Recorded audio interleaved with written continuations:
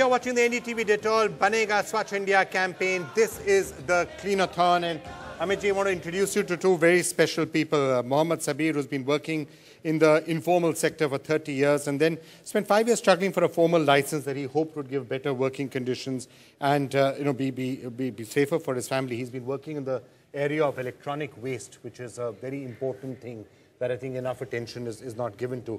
Ravi Agrawal, Director of Toxic Links, has been working to create awareness of the issue for a long time. So, Ravi, would you want to start first? मैं क्षमा चाहता हूँ.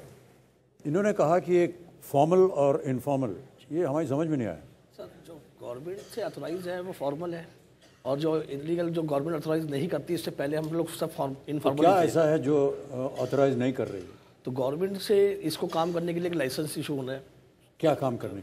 Waste management, dismantling. आप अगर पूरी कहानी सुनाइए कि इलेक्ट्रॉनिक वेस्ट को मैनेज करने में प्रॉब्लम क्या है, खतरे क्या हैं और आप करते क्या? सर, ये जो डिसमेंटलिंग है ये सबसे पहले हमारे भारत में ही चालू हुई थी, जो कि हम लोग सब बात कर रहे हैं कि स्वच्छ भारत की, और स्क्रैप निकलता है, सब कुछ होता है. तो बहुत सारा स्क्रैप जो है मल्टीनेशनल कंपनी या फिर फिल्म इंडस्ट्री या सब जगह से निकलता है जो इलेक्ट्रॉनिक्स होता है. तो हम लोग उसमें से मेटल रिकवरी कर लेते हैं, जैसे प्लास्टिक अलग कर लिया, एल्युमिनियम अलग कर लिया, कॉपर कर लिया, आयरन कर लिया, इस तरह से. तो ये शुरू से काम, मैं 30 साल से ही काम कर रहा हूँ, तो शुरू से हम लोग ऐसे ही करते थे. तो अब ये जर्मन के थ्रू जो है यहाँ पे आया कि इसे फॉर्मलाइज करो, हाथों में दस्ताने होना चाहिए, डस्ट प्रूफ रूम होना चाहिए और डस्ट कलेक्टर लगा होना चाहिए. तो ये सब चीज़ें होना चाहिए. तो ये रवि जी और GIZ इनकी ही NGO जो है दिल्ली में जर्मन के थ्रू लेके आई थी. तो हम लोग उसमें पड़ा कि हाँ जी ठीक है, हम लोग गलत करते हैं तो ठीक तरीके से हमें करना चाहिए.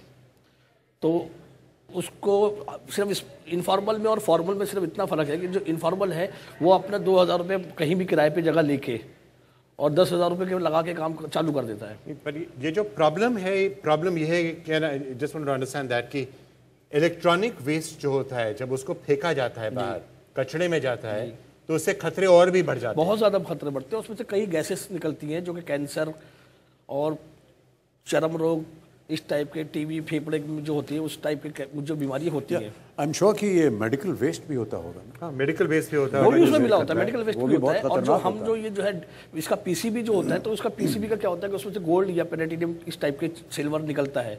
तो उसको वो जलाते हैं, तो जब जलाते हैं तो गैसेस निकलती है, तो वो एनवायरमेंट के लिए बहुत नुकसानदेह है. रवि, कितना बड़ा प्रॉब्लम है? Electronic waste fastest growing waste stream है अपने देश में, और करीब 2.5 से 4 मिलियन टन हर साल ये उत्पादित होता है. और इसमें जब इलेक्ट्रॉनिक्स यूज़ करते हैं कोई दिक्कत नहीं है, लेकिन जब इसमें डिसमेंटल करते हैं और रीप्रोसेस करते हैं तो इसमें कई तरह के इसमें टॉक्सिक्स होते हैं. 51 तरह के टॉक्सिक, जिसमें कैंसर भी होता है उसके, या और तरह की बीमारियां भी होती हैं. तो इसमें एक तो कलेक्शन है, डिसमेंटलिंग है, और तीसरा प्रोसेसिंग है.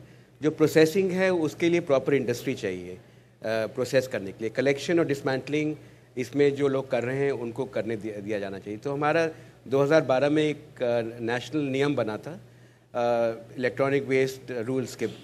उसमें ये बताया गया था कि सब जो स्टेक होल्डर्स हैं, इंडस्ट्री और सिटीजन्स और म्यूनिसिपैलिटी, उनका अलग अलग रोल उसमें तय किया गया था. तो उसमें इम्प्लीमेंटेशन बहुत पुअर हुआ है. जो इंफ्रास्ट्रक्चर सेटिंग का जो पूरा उत्तरदायित्व था उसमें, वो इंडस्ट्री के ऊपर है, जो हम कहते हैं एक्सटेंडेड प्रोड्यूसर रिस्पॉन्सिबिलिटी. तो वो अभी पूरा उसमें इंफ्रास्ट्रक्चर नहीं बनाया है उन लोगों ने.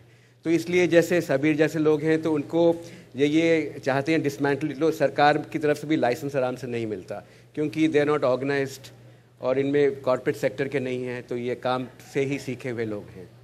तो इनको जोड़ना बहुत आवश्यक है. तो क्या किया जाए ताकि ये जुड़ सकें फॉर्मली?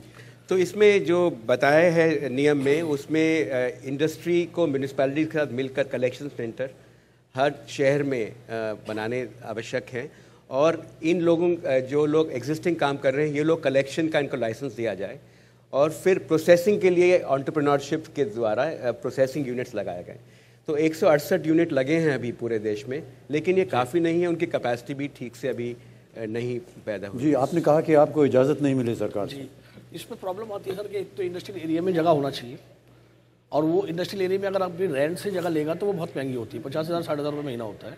फिर उसके बाद में लेबर रखेगा तो 1-1.5 लाख रुपये खर्चा महीने का हो जाता है, तो वो महीना इतना अफोर्ड ही नहीं कर पाएगा। और फिर उसमें सबसे बड़ी प्रॉब्लम जो है कि जैसा रवि जी ने अभी बताया कि इंडस्ट्रीज होना चाहिए।